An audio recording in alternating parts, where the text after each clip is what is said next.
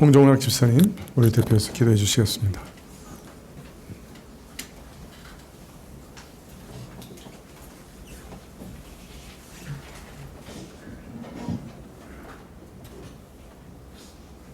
하나님 아버지, 저희를 예배의 자리로 불러주셔서 감사합니다. 이번 주 저희가 매일 성경을 통해서 평강의 하나님이 함께 하심을 누리는 비결을 배웠습니다. 기도와 간구로 저희의 온갖 문제는 하나님께 감사함으로 하려고 참되고 옳고 경건하고 선한 마음을 생각하며 주의 말씀을 따랐던 선생님을 본받아 행할 때 평강의 하나님이 함께 하신다 하셨는데, 저희가 그런 은혜를 매일 누릴 수 있도록 도와주시옵소서. 하나님, 저희가 저희 삶 가운데서 하나님의 반대와 추탄이들의 반대를 통해 살아왔고, 그 덕분에 저희가 신앙마저 지켜오는 것을 고백하며 감사를 드립니다. 주님, 우리가 받은 반대의 선물들을 묵히지 않고 각자의 자리에서 또 저희 교회가 그 반대를 두루 흘러보내는 그런 공동체가 되도록 허락하여 주옵소서. 이번 주 대통령 선거를 통해서 하나님께서 은혜를 베풀어 주옵소서. 주께 이 나라를 의탁하오니 새 정부를 통해서 이 격변의 시대에 이 나라의 안정을 허락하시고 참으로 단정한 중에 고요하고 평안한 생활을 영위하도록 하옵소서. 교회 가운데 연로한 성도들을 붙드시고 몸이 약한 자들을 회복시켜 주시고 마음이 상한 자들을 치유하여 주시고 외롭지 않게 해주옵소서. 어떤 이유로든 마음이 강팍해진 자가 있다면 그 마음을 부드럽게 녹여주시고 그 눈을 열어주셔서 주께서 가까이 계심을 보게 하여 주옵소서. 어린 자녀들을 눈동자처럼 지켜주옵소서. 청년들에게는 주의 도우심을 구체적으로 경험한 은혜를 허락하사 낙심하지 않게 하옵소서. 하나님이 길을 열어주셔서 혼자가 아님을 알게 하여 주옵소서. 오늘도 예배 가운데 주의 은혜를 구합니다. 온전히 주께서 이 예배 가운데 영광 받으시고 구하옵고 저희 일주일이 또한 동일하게 주님 앞에서 사는 것이 되게 하여 주옵소서. 우리의 찬양과 기도와 일상이 주를 높이는 것이 되게 하여 주옵소서. 아멘. 예수님의 이름으로 기도합니다. 아멘.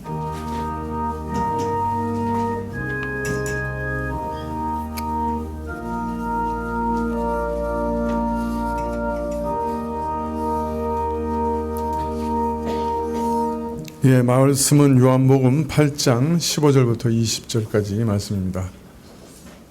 요한복음 8장 15절부터 20절.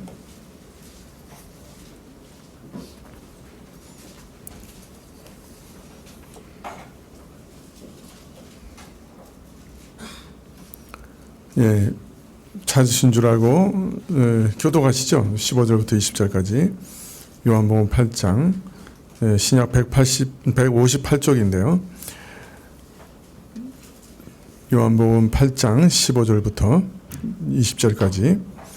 너희는 육체를 따라 판단하나 나는 아무도 판단치 아니하노라.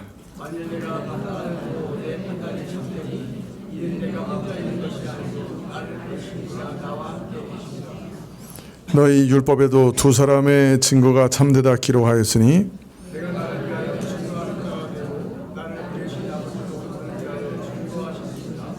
이에 저희가 묻되 내 아버지가 어디 있느냐? 예수께서 대답하시되 너희는 나를 알지 못하고 내 아버지도 알지 못하는도다. 나를 알았다면 내 아버지도 알았으리라. 연복의 앞에 하셨으나 잡는 사람이 없으니 이는 그의 때가 아직 이르지 아니하였음이로라. 아멘.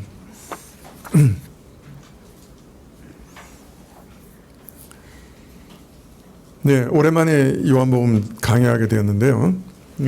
지금까지 내용들을 좀 다시 기억해 보시면 좋겠습니다. 명절 끝날, 초막절 끝날에 하나님께서 한 해 동안 베푸신 은혜와 축복을 감사하고 즐거워하는 그 마지막 날에 예수님께서 서서 큰 소리로 외치셨습니다. 누구든지 목마르거든 내게로 와서 마시라. 나를 믿는 자는 성경의 이름과 같이 그 배에서 생수의 강이 흘러나리라. 네. 참 큰 소리로 외쳤다 하는 말씀은 이 말씀이 참 중요한 사실을 전파하고 또 알리시는 일이라 하는 것을 드러내는 일이시고 또 이 복된 소식을 저들에게 알리고자 하는 주의 마음이 그만큼 간절했다 하는 것을 드러내는 것이라고 할 수 있습니다. 누구든지 조건이 없습니다. 누구든지 목마르거든 참 내게로 와서 마시라. 나를 믿는 자는 성경의 이름같이 그 배에서 생수의 강이 흘러나리라. 예수님께서는 온 이스라엘에게 자기를 믿는 자에게 참 죄를 사해 주시고 그 영혼의 목마름을 해소시켜 주시고 성령을 주사 그 안에 영원토록 거하게 하실 것이고 그래서 생수의 강같이 풍성한 은혜가 용서의 은혜가 그 심령 속에서 흘러나올 것을 이렇게 외치셨던 것이죠. 이 은혜로운 말씀을 들은 많은 사람들이 이런 말씀 하시는 분이 그리스도가 아니겠는가? 그 선지자가 아니냐? 이렇게 마음속에서부터 탐복하고 그것을 말했습니다. 이런 얘기를 들은 유대 지도자들은 참 저들은 율법을 알지 못하는 저주받은 자들이라 이렇게 정죄하고 동료 니고데모가 너희가 너무 성급하고 무모하게 지금 판단하는 거 아니냐, 저의 말을 듣고서 신중하게 판단해야 될 것 아니냐라고 반론을 펴자 너도 성경을 알지 못하는 자냐라고 일축했습니다. 그리고 율법을 행한 즉 의와 영생에 이르고 죄지은 자는 율법에 따라 정죄를 받아 처벌받을 뿐이다. 즉 하나님 나라에 들어가는 길은 의와 참 선을 행하는 것뿐이다 라고 믿고서 살아온 저들은 음행한 여인을 끌고 와서 이런 자는 돌로 쳐 죽여야 되지 않습니까? 하고 채근하면서 예수님의 답변을 요구했습니다. 이 바리새인들이 자신들의 믿음을 그렇게 표현한 것이죠. 예수님께서는 죄 없는 자가 먼저 돌로 치라 하셨습니다. 바리새인이나 누구든지 다 율법을 범한 죄인이요. 따라서 하나님께서 율법을 주실 때 그저 이 율법을 지키면 구원을 얻고 이 율법을 지키지 않으면 정죄를 받을 것이다 하는 원칙대로만 적용하도록 이 율법을 주신 것이라면 사실은 너희 바리새인부터 스스로 돌로 쳐 자신이 죄인이라고 한 것을 드러내는 일을 해야 할 것이라고 일깨우셨던 것이죠.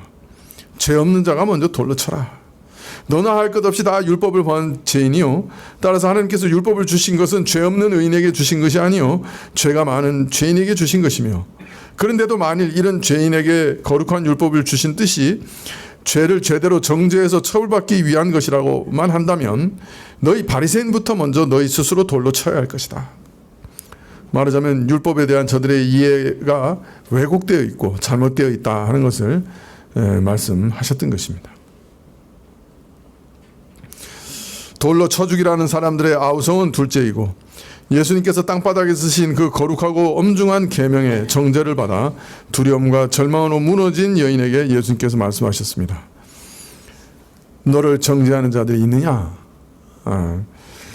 죄 없는 자가 먼저 돌로 치라 하는 말씀을 듣고 하나 둘 다 떠나가서 주변에 아무도 없는 것을 보고 여인은 아무도 없나이다. 예수님께서 또 말씀하셨습니다. 나도 너를 정죄하지 아니하노라. 가서 다시는 범죄하지 말라. 율법의 정죄를 받아 주저앉은 그 여인에게 죄사하는 권세를 가지신 분으로 말씀하셨습니다. 나도 너를 정죄하지 아니하노라. 너의 죄가, 그 무서운 죄가 사해졌다. 율법이 그 죄를 드러내지만은, 그러나 예수님은 그 율법이 드러낸 모든 죄를 용서하실 권세가 있으시다. 그리고 이 예수님을 의지하는 자들은 이러한 죄사함을 얻게 된다 하는 것을 드러내셨던 것이죠. 그리고 이제 말씀합니다. 다시 가서 범죄하지 말라. 이 말씀은 단순히 성결하게 살라는 명령만은 아니었습니다. 내가 내 죄를 사하여 죄 없는 자로 의인으로 세워주었으니 이제부터 성결한 삶을 살아가라 하신 명령만은 아니었습니다. 내 안에 거하실 성령으로, 내 안에 이제 생수의 강같이 흘러내릴 성령의 은혜로 내가 죄 범치 않는 삶, 죄를 떠난 삶을 살아갈 수 있게 해주시겠다는 약속이기도 했습니다. 이 명령만이 아니라 내가 너로 그렇게 살게 하겠다고 하는 약속을 포함한 말씀이기도 하였던 것이죠. 음행이 발각되어 돌에 맞아 죽기를 기다리는 여인에게 죄사함의 은혜를 얻어 성결하게 사는 은혜를 베푸신 이 일은 누구든지 목마르거든 내게로 와서 마시라. 나를 믿는 자는 성경의 이름같이 그 배에서 생수의 강이 흘러내리라 약속하신 그 약속이 이루어지는 것을 보여주는 한 실예였습니다. 이 여인은 무서운 율법 앞에서는 죽을 수밖에 없는 죄인이었지만은 예수님께서는 바로 저를 위해 죽으실 것이기 때문에 저를 용서하실 수 있었고, 용서의 은혜를 받은 자에게는 생수의 강과 같이 성령이 주어져 죄를 이기는 삶을 살 수 있음을 말씀하셨던 것이죠. 또 이 은혜는 5 남편이나 두었지만은 어느 하나 당당하게 내 남편이라고 말할 수 없는 부끄러운 삶을 살았던 사마리아 여인에게 약속했던 그 생수의 은혜이기도 했습니다. 다시는 목마르지 않는 생수가 영혼 깊은 곳에서 강물같이 흘러나오게 될 것이라고 약속하셨던 그 은혜의 실체이기도 했습니다. 예수님께서는 그가 베푸시는 이 생명의 은혜를 이스라엘에게 또다시 전하고자 나는 세상의 빛이니 나를 따르는 자는 어두움에 다니지 아니하고 생명의 빛을 얻으리라고 또 가르치셨습니다. 죄로 인하여 어두워진 세상을 밝혀 살리는 빛이 자신이니 예수님을 믿는 자들은 참으로 생명의 빛을 얻게 될 것이니 너희는 무지와 불신앙을 고집하지 말고 나를 믿어 죽음을, 어두움을 면하라고 생명을 얻으라고 간곡하게 권하는 권면이었습니다. 참 예수님께서 끊임없이 이 구원에 대해서 계속해서 말씀하셨죠. 그런데 이 권면에 대해서도 유대인들의 반응은 참 냉담한 것이었습니다. 마치 귀를 틀어막고 아예 듣지 않으려고 결심한 사람처럼 저들은 예수님의 말에 냉담하게 반응하되 당신의 말은 당신의 주장일 뿐이니 참되다고 증거할 만한 증거의 효력이 없다 하고 부인했습니다.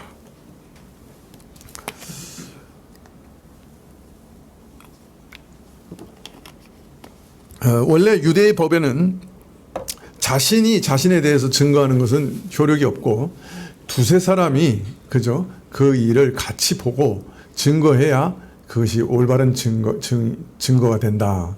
그렇게 되어 있습니다. 바로 이런 것을 가지고 예수님의 말씀을 이렇게 반박했던 거죠. 너가 너 스스로 증거하는 거니까 증거의 효력이 없어 라고 얘기했던 겁니다.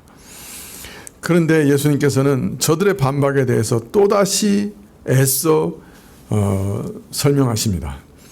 참 어떻게든 그 마음을 돌이키시고자, 어떻게든 저들을 예수님의 복음의 은혜 안에 이끌어 오시고자 또다시 설명하시고 또다시 논증하십니다. 내가 나를 위하여 증거하여도 내 증거가 참되니 나는 내가 어디서부터 오며 어디로 가는 것을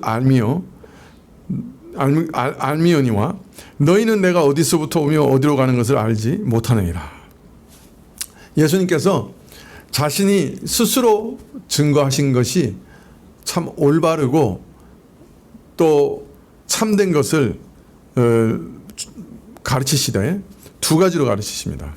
내가 내 스스로 증거해도 내 증언이 참되고 올바른 이유는, 첫 번째는 내가 어디서부터 오며 어디로 가는지를 알기 때문에 내 증언은 참되다라고 말합니다.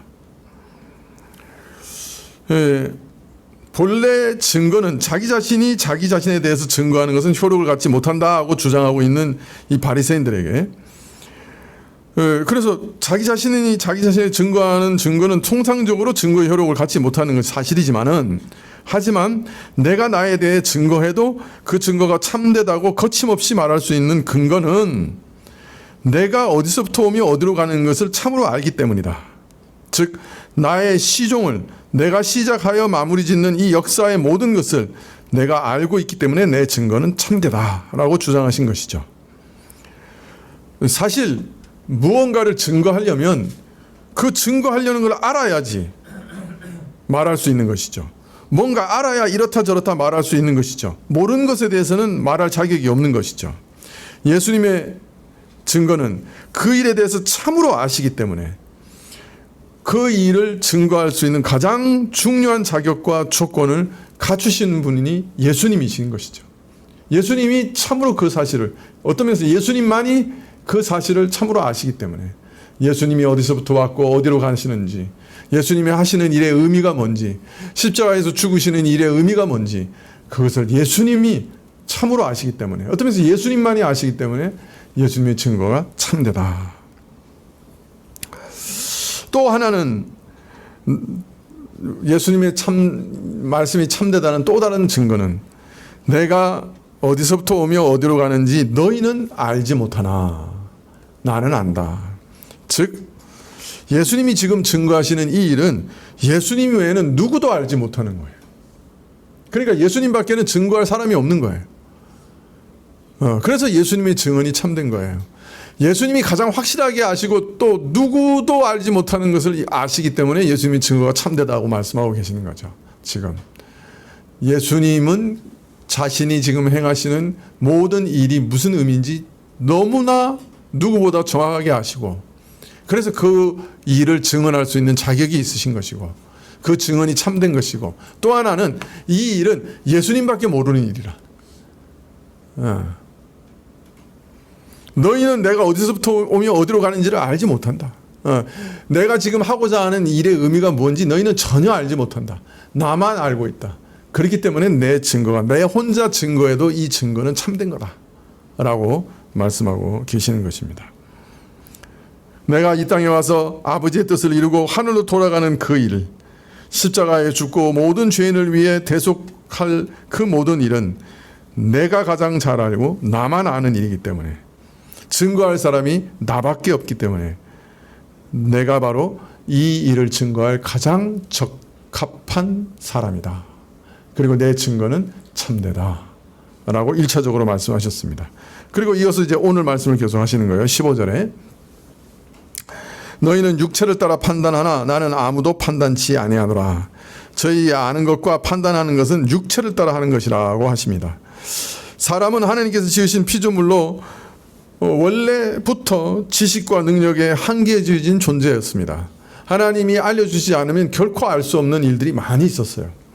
그러나 이제는 더욱이 타락한 이후에는 마음이 어두워지고 이성이 부패하고 제 기능을 상실했기 때문에 만물을 제대로 보고 파악하고 이해하지 못합니다.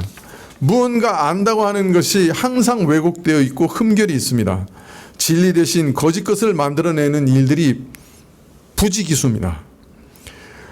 그렇기 때문에 우리는 아무 의심 없이 신뢰할 만하고 의지할 만한 것을 발견하기가 참 어렵습니다. 왜냐하면 우리의 이성의 연약함으로 인해 거짓 것을 진리로 바꾸는 일들이 너무나 많고 판단하는 것마다 연약하여 진실에서 거리가 먼 것이 많기 때문에 참 아무 의심 없이 야 이건 정말 신뢰할 만하다 그럴 만한 것이 거의 없는 것이죠. 우리는 오랜 경험을 통해서 이 사실을 잘 알고 있기 때문에 사실은 모든 것을 의심합니다. 과학도 무조건 받아들이는 법은 없습니다. 온갖 방법과 모양으로 의심의 가능성을 따져서 흠결과 부정확한 것을 찾아내고 더욱 정교한 지식에 이르고자 노력합니다.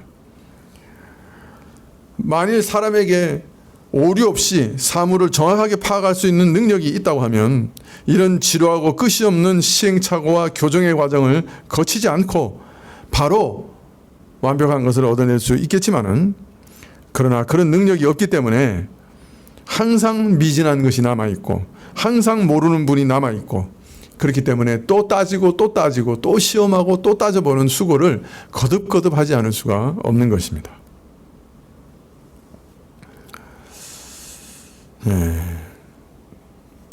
요새 AI가 아주 기가 막히죠. 뭘 질문하면 막 대답을 쫙 내놓는데요. 제가 한번 설교 준비하다가 그 구약의 언약궤에 대해서 이렇게 조금 준비를 했어요. 근데 누가 마침 챗 GTP를 가지고 있다 그래서 물어봤어요. 구약의 언약궤에 대해서 한번 설명해봐. 아, 그런데 그놈이 설명을 하는데 전곡을 찌르더라고. 야, 어떻게 이렇게 잘 설명을 하지? 야, 이거 그대로 가져가서 설교해도 되겠다. 그런 생각이 드는 거 있죠. 아, 놀랍더라고요. 그런데 더 놀라운 거는 그놈도 거짓말을 해요. 사람이 만든 거는 이 거짓을 피할 수가 없나 봐요. 얘가 모아가지고 자료를 모을 때 거짓된 자료도 같이 모으는 거예요. 그 원래 인터넷에 거짓된 자료도 많이 떠돌아다니는 거거든요. 그러니까 얘가 그걸 다 모아가지고 얘기하니까 거기 거짓말도 같이 나오는 거예요. 근데 사실 AI가 뭔지 우리가 잘 몰라요. 과학자들도. 인간의 신경망을 닮은 칩을 만들어가지고 실험을 해본 거예요. 그래가지고 학습을 시켜봤는데 신경망을 닮았으니까 처음에는 제대로 안 되고 언어도 제대로 못 파악하고 영 신통치가 않았어요. 근데 그 신경망을 다시 앞에 있는 신경망하고 연결시켜가지고 피드백을 하도록 만든 다음에 학습을 시켜보니까 얘가 언어를 잘 말하는 거예요. 근데 왜 그렇게 됐는지 몰라요, 사실. 그러니까 지금은 인간 두뇌를 닮은 신경망을 만들어 놓고 거기서 학습시켜보고 거기서 나온 결과 보고 지금 놀라고 야, 혹시 얘가 또 혹시 인격을 가진가? 컴퓨터는 인격이 아니죠? 하여튼 인격을 가진 거 아니냐 이렇게까지 놀라고 있는 거예요 지금. 그러니까 지금 사람이 만들어 놓고 사람도 지금 그게 뭘 만들어 놓은지도 모르고 그리고 하여튼 만들어 놓은 거에 대한 그 결과를 보고 지금 탐복하고 그리고 그거 가지고 장사한다고 지금 정신이 없는 거죠. 그렇지만 지금 인간이 뭘 만들어 놨는지도 인간도 몰라요. 그냥 신경망 칩을 연결시켜 본 것이고 거기다가 언어를 학습시켜 본 거죠. 함철 성도님, 집사님, 제가 말하는 거 맞아요? 예? 엉터리로 말하고 있는 거 아니에요? 저 웃음만 하시니까 내가 또 혹시 엉터리로 얘기한 거 아닌가 이제 속으로 지금. 근데 요점은 그놈도 거짓말을 하더라는 거예요. 예, 이게 우리 한계예요. 우리 인간의 한계예요.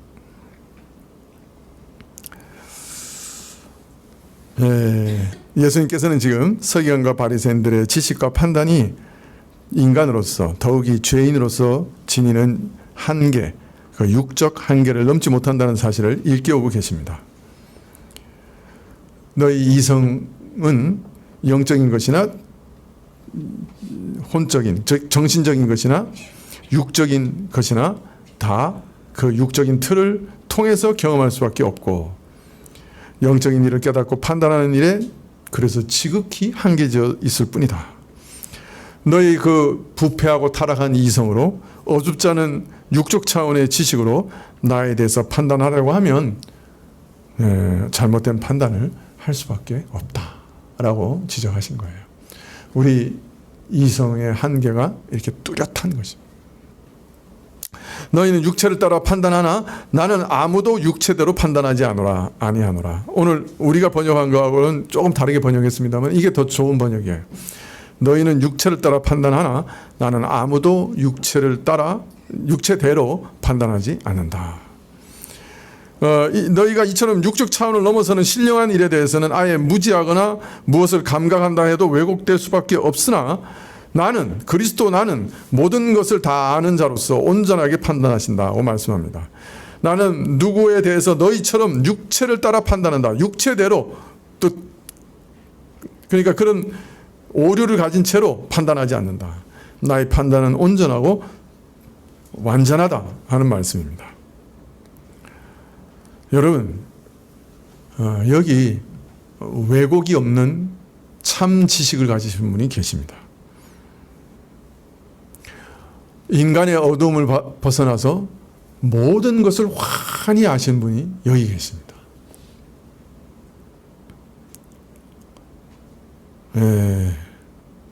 이분이 지금 말씀하고 계십니다. 그러니 이분의 말씀을 들으십시오. 이분의 말씀을 듣고 구원을 얻으십시오.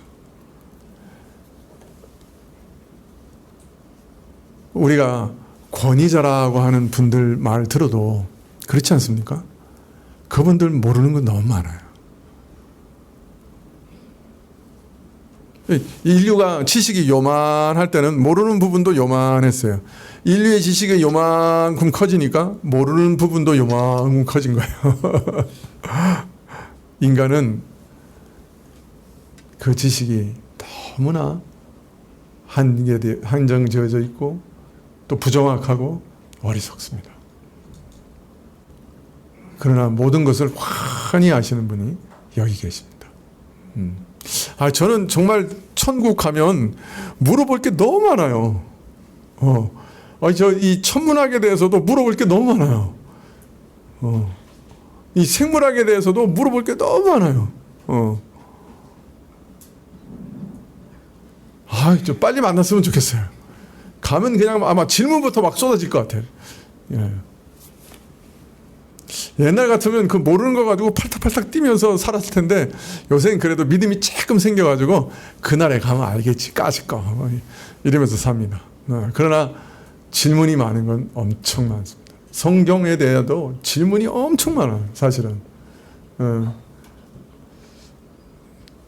여러분은 제가 이제 설교하고 있으니까 우리 목사님은 성경에 대해서 잘 아는 것 같아. 그렇게 신뢰를 가지시는 것 가지시니까요?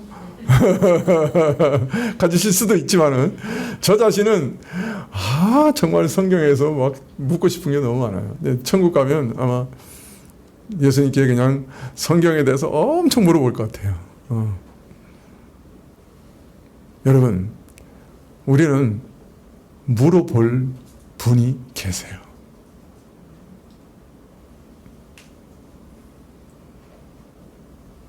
완전한 지식을 가지신 분이 여기 계세요.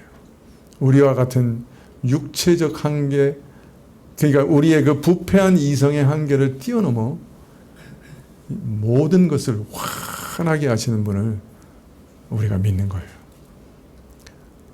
오늘 우리가 부패한 이성을 아직도 완전히 탈피하지 못했기 때문에 예수님께서 답을 다 알려주셔도 우리가 그걸 다 이해도 못해요. 사실은.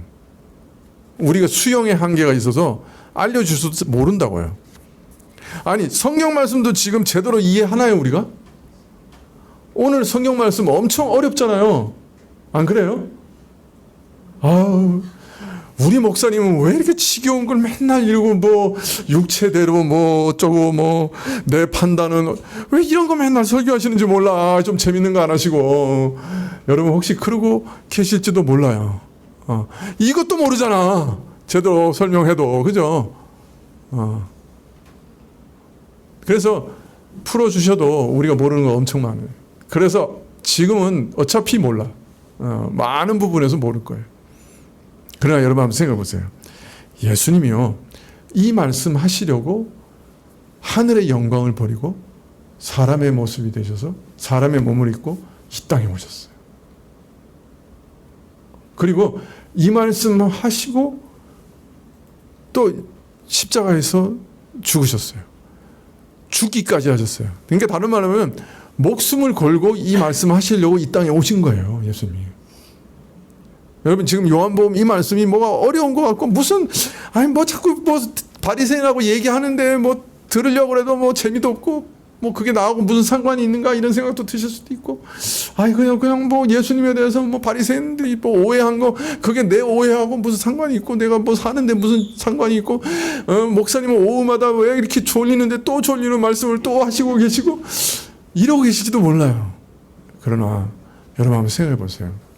잘 이해되지 않는 이 말씀들이 예수님이 이 말씀하시기 위해서 육신을 입고 이 땅에 오셨다.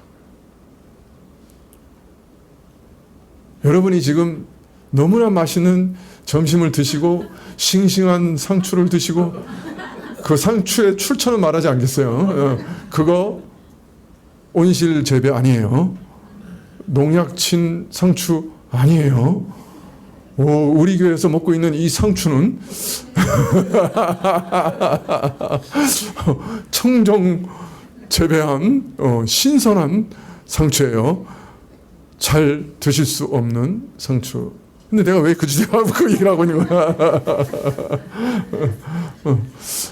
그렇게 잘 드시고 지금 좋으실 때가 됐는데 뭐 말씀도 좀 잘 이해도 안 되고 그러나 여러분 관심을 좀 가져보세요.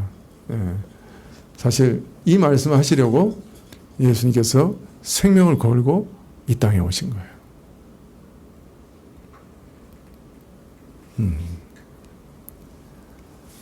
여기 인간의 모든 이성의 한계를 뛰어넘으신 참 하나님의 아들이 계세요. 이분이 인간으로서는 도무지 알 수 없는 하늘의 비밀을 우리에게 알리시기 위해서 목숨을 걸고 이 땅에 오셨어요. 그리고 오늘 그 말씀을 하고 계시는 거예요. 이거 참 그냥 이렇게 읽을 것이 아니라 정말 마음을 들여서 이 말씀이 무슨 뜻인가 이해하시면 그만큼 큰 유익이 있어요.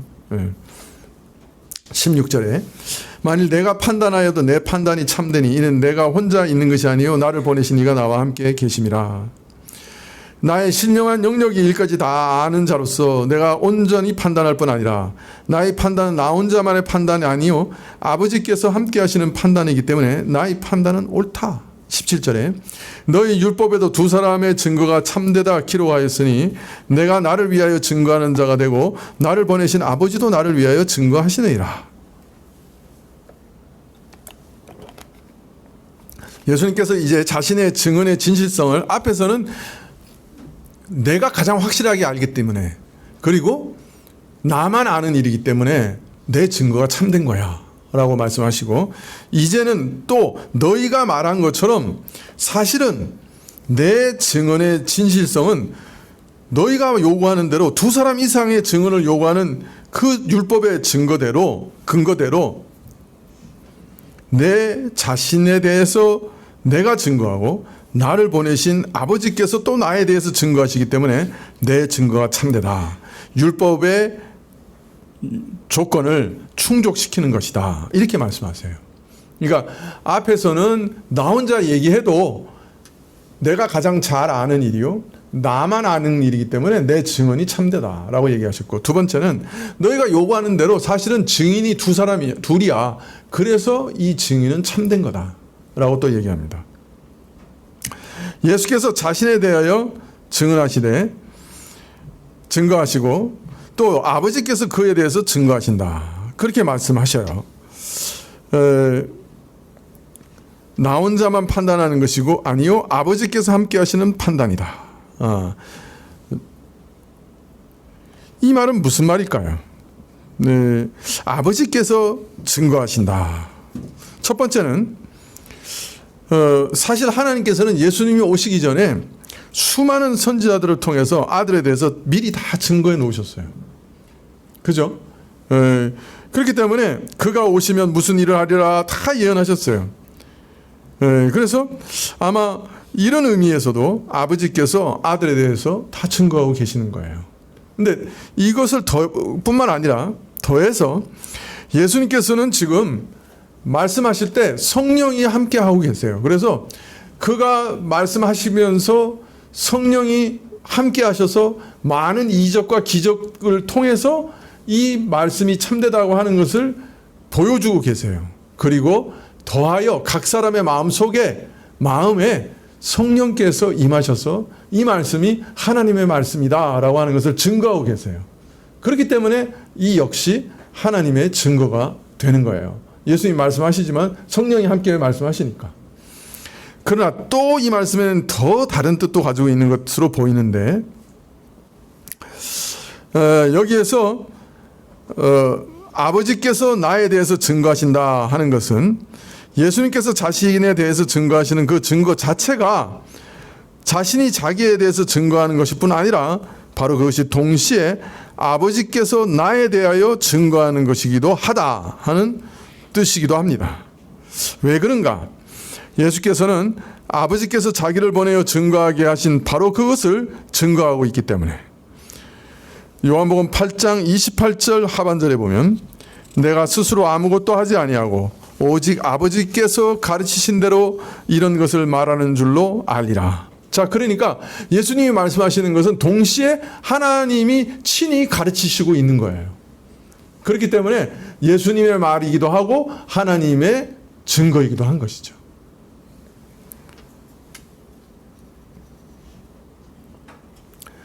나는 내 스스로가 말하는 것이 아니라 아버지께서 하시는 말씀, 아버지로부터 받은 모든 것을 말하는 것이기 때문에 내가 나에 대해서 증거하는 그것이 나에 대해 증거하는 말이기도 하지만 내가 나에 대해서 증거하는 것이기도 하지만 동시에 아버지께서 나에 대해서 증거하는 것이기도 하다 하고 말씀하시는 거죠. 왜? 그게 다 아버지가 하라는 말대로 하고 있기 때문에.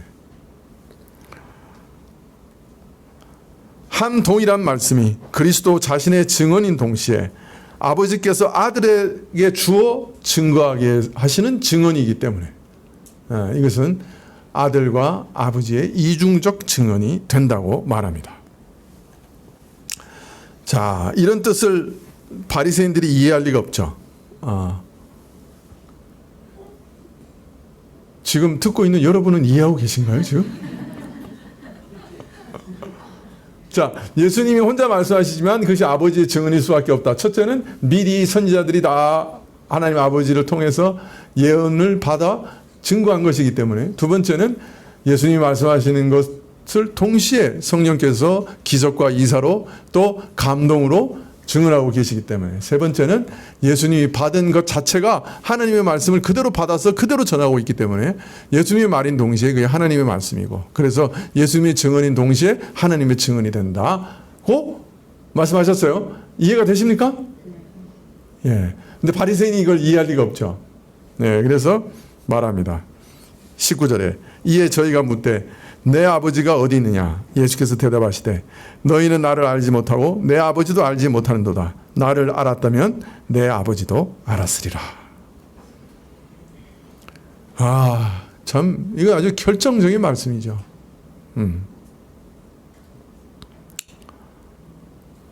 바리새인들은 예수님 말씀 전혀 이해하지 못했어요.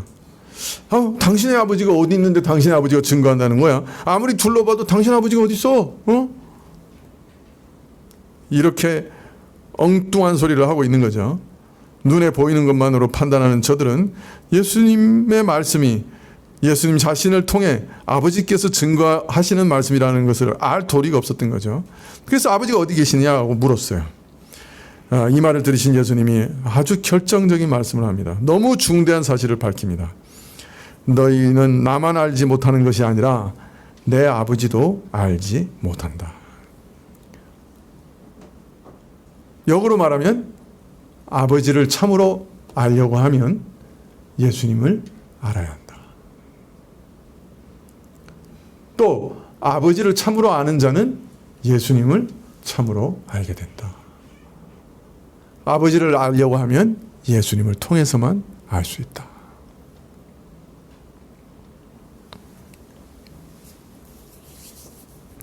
즉 예수님에 대한 지식과 하나님 아버지에 대한 지식은 서로 분리될 수 없다. 아버지를 알고 아들을 모르는 일이 있을 수 없고 아들을 알면서도 아버지를 모르는 일은 있을 수 없다. 아버지께서 아들에 대해 증거하시니 아버지를 아는 자라고 하면 그에 대하여 그가 증거하시는 아들을 모를 리 없고 또 아들은 성부 하나님을 오직 참되게 하시고 그를 우리에게 나타내시고 증거하시기 때문에 아들을 아는 사람이라고 하면 아버지를 모를 수가 없다. 아버지는 아들 안에 계시고 아들이 아버지 안에 계시기 때문에 아들을 아는 자는 아버지를 알고 아버지를 아는 자는 아들을 함께 안다. 아버지를 가진 자는 아들도 가졌고 아들을 가진 자는 아버지도 가졌다. 이거 삼위일체의 비밀에 대해서 그대로 말씀하시는 거예요.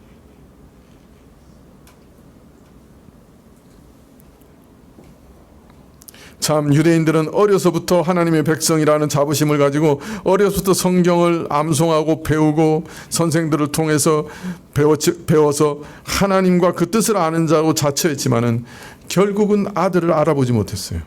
그래서 결국 아버지도 모르는 자라고 하는 것이 드러나게 되었던 것이죠. 아버지와 아들은 따로따로 알 수 있는 분이 아니에요. 아버지 따로 아들 따로 알 수 있는 것이 아니에요. 아버지와 아들은 함께 알 수밖에 없습니다. 저들이 아들은 모르고 아버지를 안다고 하니 저들이 아는 아버지는 참 하나님이 아닌 거예요. 아버지께서 아들에 대해서 증거하시는데 그 아버지에 대해서 안다는 사람이 그 아버지가 증거하시는 그 아들, 내가 사랑하는 자라고 말씀하신 그 아들을 모를 수는 없는 것입니다. 저들이 하나님에 대해서 안다고 자처하지만 저들의 지식은 참 지식이 아닌 거예요. 요한은 요한복음 1장 18절에서 예수께서만이 홀로 참되게 하나님만을 나타내시는 분이라는 사실을 증거하시되 성부의 품 안에 계신 독생 성자께서 어느 때고 아무도 보지 못한 그 하나님을 이제 나타내셨다. 하나님에 대한 참되고 진실되고 깊은 지식을 우리에게 나타내셨다 말씀하십니다. 따라서 예수께서 아버지에 대하여 나타내신 그 지식, 예수님께서 나타내신 그 하나님, 십자가에서 죽으심으로 증거하신 아버지의 의로움과 그 무한한 사랑을 알지 못한다고 하면 그는 하나님에 대해서 참되게 안다, 제대로 안다고 할 수 없는 것이죠. 하나님의 가장 깊은 사랑을 예수님께서는 십자가에서 드러내셨죠. 그 십자가를 모르고 하나님의 사랑을 어떻게 알 수 있습니까? 예수님께서는 하나님의 의로우심을 십자가에서 드러내셨죠. 십자가를 모르고 어떻게 하나님의 의로우심을 완전히 알 수 있겠습니까?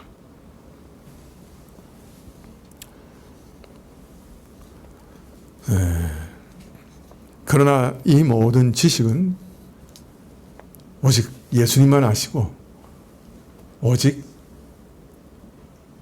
그만 아시는 거예요.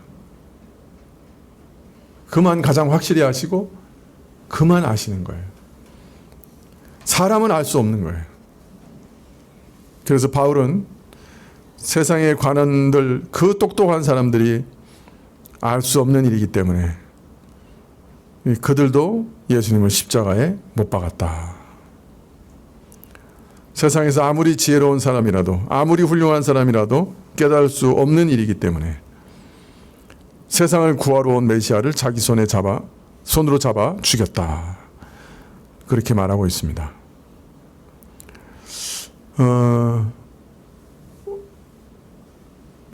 어릴 때부터 그렇게 성경을 연구한 바리새인도 몰랐고 알 수 없는 지식이고,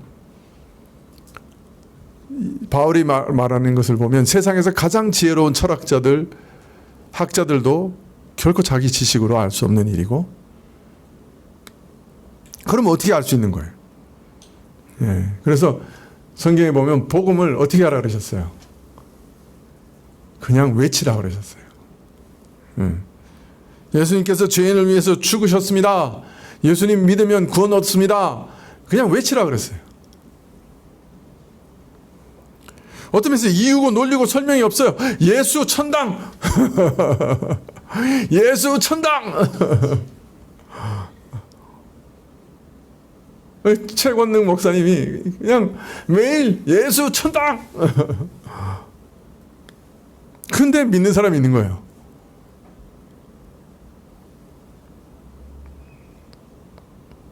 깨달을 수 없는 그것을 어떻게 깨닫고 믿게 하시는가? 성령께서 마음을 열어 깨닫게 하시고 영접케 하심으로 믿게 하시는 거죠. 그래서 구원하시는 거죠. 그래서 성경은 우리 가르치기를 이 복음은 지혜로 지식으로 깨달을 수 있는 것이 아니라 사람이 깨달을 수 있는 게 아니라 믿을 수 있는 게 아니라고 얘기하세요. 그러니까 여러분 주변에 누구든지 자녀든지 친척이든지 친구든지 난 잘 모르겠어 안 믿어져 그러면 이로 때리지 마세요. 왜 안 믿느냐고. 그건 너무 당연한 거예요. 그리고 또 어떤 면에서는 정직한 거예요. 안 믿어지요. 정직한 거로. 오늘 말씀하시잖아요. 예수님만 아시는 거예요. 다른 누구도 모르는 거예요. 그래서 그냥 외치라고 하신 거예요. 마태복음 16장 17절에 바요나 시몬아 내가 복이 있도다. 이를 내게 알게 한 이는 혈육이 아니요 하늘에 계신 내 아버지시라. 하나님이 예수님을 알게 하시고 예수님을 알게 되면 하나님도 알게 됩니다. 그런 놀라운 일은 오직 하나님께서 그 마음을 열어 주실 때만 가능한 것이에요. 자, 그러면 이런 복음의 은혜를 사모하고 구원 얻고자 하는 사람은 어떻게 해야 돼요? 내가 이제부터 열심히 연구해야 되겠다. 하나하나 따져보자. 그렇게 하시지 말고요. 그렇게 한 사람은 오래 걸려요. 제가 증인이에요. 제가 그렇게 따져보고요. 제 계산으로 한 13년 걸렸어요. 믿는데. 근데 끝내는요. 따져봐서 믿은 게 아니에요. 항복해서 믿는 거예요. 어떻게 해요? 조용히 하나님께 나가서 항복해야 돼요.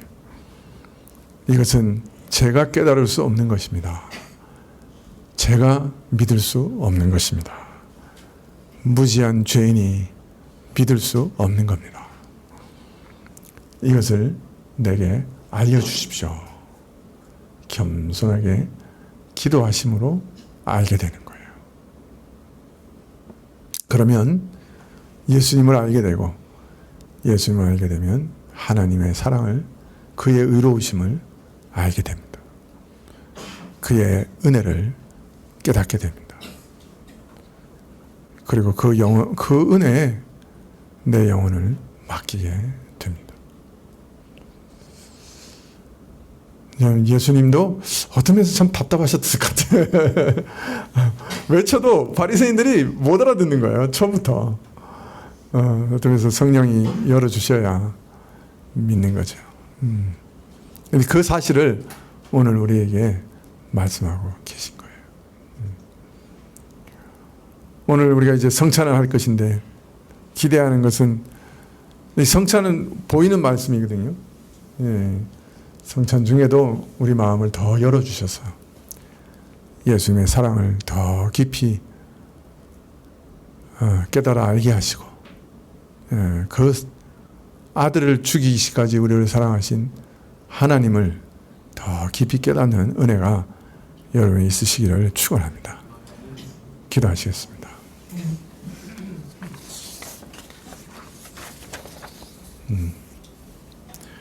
하나님이 누구신지를 우리에게 알리시기 위해 하늘에서 오신 하나님의 아들 예수님을 우리로 영접케 하시고 예수님의 참 그 살과 피를 나누어서 우리에게 주시며 그 육신을 찢어서 그 심장을 드러내시며 우리를 사랑하신다 고백하신 그 참 애틋한 고백을 우리도 들을 수 있도록 도와주시고, 그래서 우리가 하나님의 사랑을 저희 심령에, 저희 심장에 깨달을 수 있고 경험할 수 있도록 허락해 주십시오.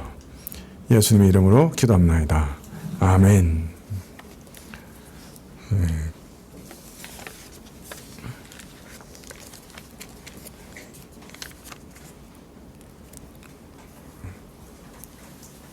176장 찬송하시면 좋겠습니다.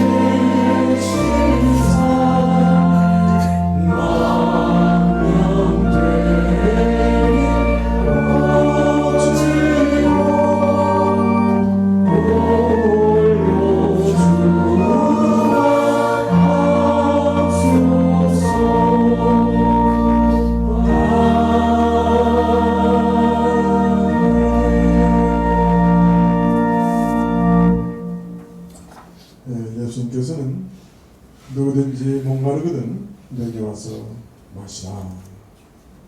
또 말씀하시기를 나도 너를 정죄하지 않겠다. 또 말씀하시기를 나는 세상의 빛이라. 나를 따르는 자는 어둠에 다니지 아니하고 생명의 빛을 받을 것이다. 어떻게 이렇게 말씀하실 수 있습니까?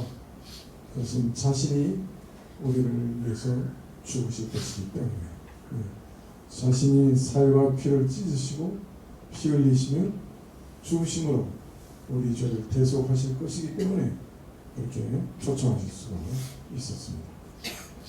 또 그 일을 통해 예수님께서 우리 죄인을 얼마나 사랑하시는지 드러내시고자 하셨고, 또 하나님께서는 죄인을 어떤 방식으로 구원하실 것인지 알리시고가 원하셨습니다. 그리고 그 일을 이루셨습니다. 오늘 이 성찬은 바로 그 일을 기념하고 또 그 일을 믿음으로 영접하고 실제적으로 또 그 은혜를 내가 누리는 것입니다. 우리가 믿음으로 이 떡과 포도주에 참여하면 예수님의 살과 피에 실제적으로 성령을 통해 참여하는 것이 되고, 내가 그리스도와 하나 되고 그리스도와 내 안에, 내가 그리스도 안에 있음을 인치게 됩니다. 그러한 일들이 이 의식 가운데 있습니다. 우리가 예수님의 죽으심과 그의 피 흘리심과 그의 은혜를 묵상하면서 이 예식에 참여하시면 좋겠습니다. 먼저 이 예식에 참여하기 전에 자신을 돌아봐야 한다 하셨습니다. 내가 그리스도께 내 영혼을 온전히 맡겼는가, 오늘 돌아보시면 좋겠습니다. 정말 나 스스로는 그 어떤 행위나 어떤 노력으로, 아무리 교회 오래 다니고 아무리 직분으로 무슨 봉사를 하든지, 내가 얼마나 많은 헌금을 했든지, 그 어떤 것으로도 내가 구원을 얻을 수 없고, 오직 예수님 한 분으로, 그의 은혜로만 구원을 얻을 수 있다는 것을 믿으시는지, 그리고 그 예수님께 내 영혼을 맡기고 계시는지, 나를 기억하여 주옵소서, 그 나라에서 나를 기억하여 주옵소서, 정말 그분께 내 영혼을 맡기는지 오늘 살펴보십시오. 내가 예수님 외에 다른 거 의지하고 있으면 그건 다 잘하는 거죠. 두 번째는 내가 회개하지 않은 죄가 있는지 살펴보시면 좋겠습니다. 범죄하면서도 고집 피우고 회개하지 않고, 죄인 줄 아는데도 내가 계속 회개하지 않고 있는 것 있으면 이 시간에 회개하고 돌이키고 성장에 참여합시다. 누굴 미워하는 사람이 있으면 용서하고 그를 풀어줍시다.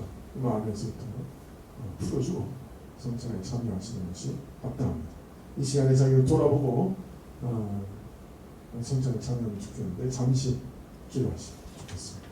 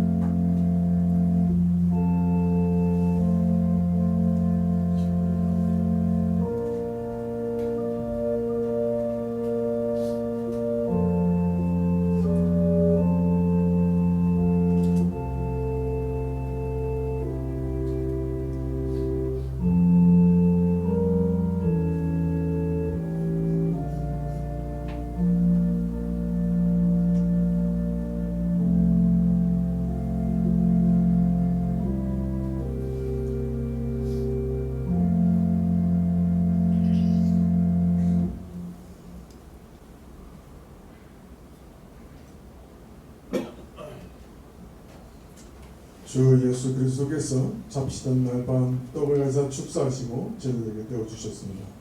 주의 분부하심을 따라 나도 여러분들에게 이 떡을 나눠주고자 하오니 십자가를 묵상하며 거룩한 이 석찬에 참여하시길 바랍니다. 기도드리시겠습니다. 이것은 너희를 위하는 내 몸이니 이것을 행하여 나를 기념하라 하신 주님, 이제 우리가 주님의 뜻을 받들어 이 거룩한 성찬에 참여하고자 하오니 우리에게 공유를 베푸시사 떡을 나눌 때 주의 몸을 대함같이 신령한 은혜가 넘치게 하시고 참여하는 자들의 생명의 능력을 확신케 하는 거룩한 떡이 되게 하옵소서. 예수님의 이름으로 기도합나이다. 아멘. 분단하겠습니다. 장로님들 앞으로 나오시고 목사님도 앞에 나와주시기 바랍니다.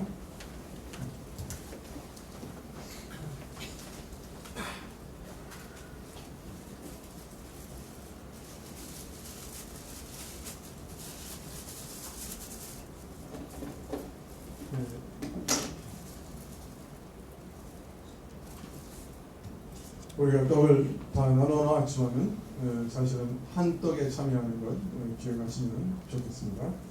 우리가 또한 이 떡에 한 떡에 참여하는 것은 우리가 다 한 몸이라고 하는 것을 또 고백하는 고백입니다.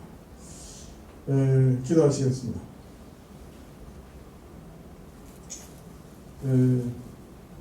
우리 주님께서 식후에 잔을 가지사 축사하신 후에 제자들에게 주시며 가라사대 이 잔은 나의 피로 세운 약이니 이것을 행하여 마실 때마다 기념하라 하셨고, 또 이 떡은 주님이 주시는 떡이라고 확언하셨습니다. 주님, 참으로 기도하오니 이 거룩한 성찬에 참여할 때 참 우리에게 신령한 은혜가 넘치게 하시고, 참 주의 몸을 찢으시고 피 흘리신 것, 그것을 참 우리가 기억하고 또 기념하고 또 체험할 수 있도록 허락해 주십시오. 하나님께서 우리 마음에 참으로 한 사람 한 사람 찾아가 주시고 깊이 연합하는 그 은혜를 경험하게 하시고, 떡을 먹을 때 예수님과 하나 되고 온전히 연합되는 것들을 기억하게 하옵소서. 또한 체험하게 하옵소서. 예수님의 이름으로 기도합니다. 아멘.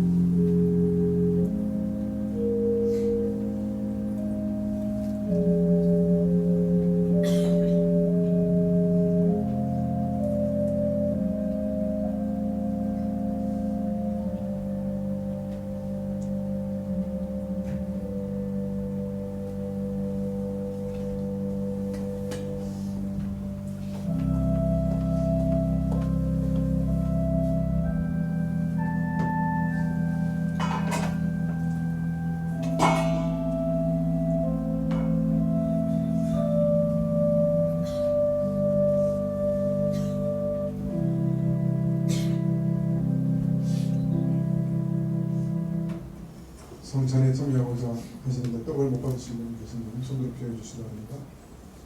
예, 인정하겠습니다. 주님께서 참 잔을 나눠주시면서 나의 피로 세운 새 언약이라고 하셨습니다. 이 시간에 이 잔을 나눌 때 주의 생명과 연합되는 복된 시간이 되고, 나를 위해 피 흘리신 그 은혜가 내 심령에 찾아와 전 내 마음을 녹이고 나로 예수님을 위해 살고자 하는 복된 소망을 가득하게 하시기를 소망합니다. 기도하시겠습니다. 내 살을 먹고 내 피를 마시는 자는 영생을 가졌고 마지막 날에 내가 그를 다시 살리려고 약속하신 주님, 우리가 이 약속을 기억합니다. 오늘 믿음으로 이 살과 피에 참여하는 자들에게 이 약속이 온전히 이루어지게 하옵시고 이 약속을 인치시옵소서. 우리가 이 장을 통해서 우리가 주의 사랑에 이르게 하시고 이 피에 참여함으로 더 풍성한 생명에 이르게 하시옵소서. 우리가 이 예식을 통해 은총을 힘있게 하시고 참으로 이 잔에 참여함으로 우리가 죄를 이길 수 있는 능력을 더해 주시고 하나님을 사랑하는 마음이 더 커지게 하옵시고 주의 십자가의 은혜를 더 깊이 이해하게 하옵소서. 이 피가 우리에게 증거가 되게 하옵소서. 예수님 이름으로 기도합니다. 아멘.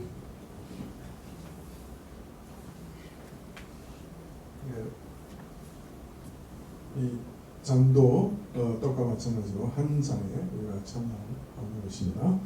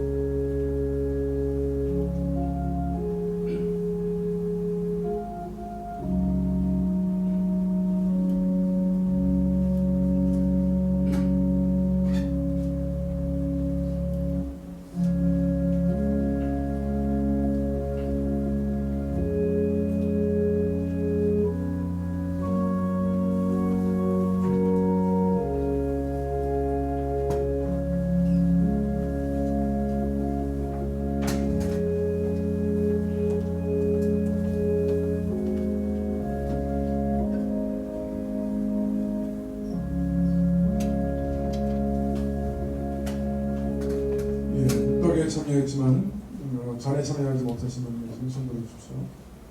네, 찬송 285장 찬송하시겠습니다.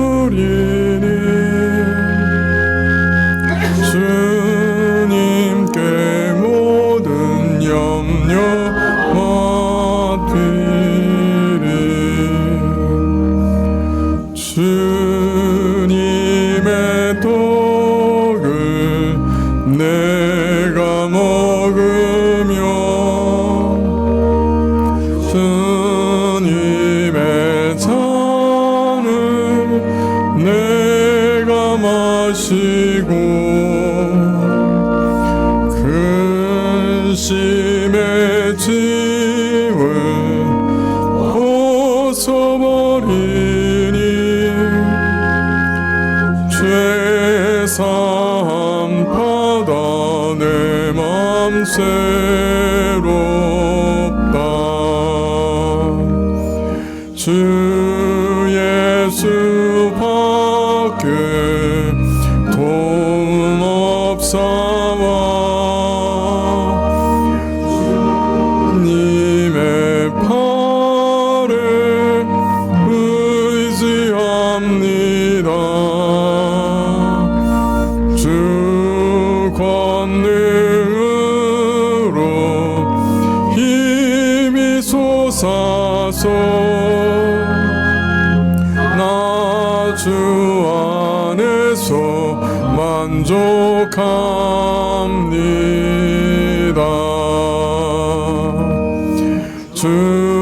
주님의 성참 받을 때마다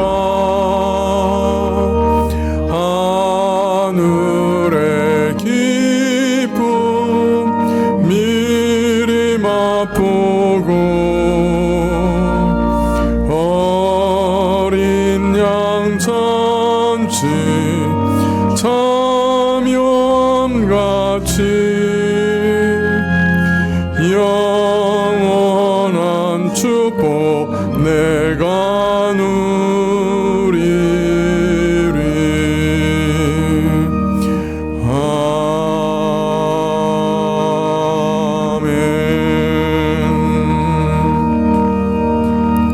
아멘. 지금은 우리 주 예수 그리스도의 은혜와 하나님 아버지의 크신 사랑과 이 은혜와 사랑을 깨닫게 하시고 누리게 하시는 성령님의 교통하시고 역사하심이 성찬에 참여하며 그리스도의 그 고난과 그 사랑과 그 의로우심을 기억하며 머리 숙인 주의 백성들 위해 지금부터 영원까지 함께 계실지어다. 아멘.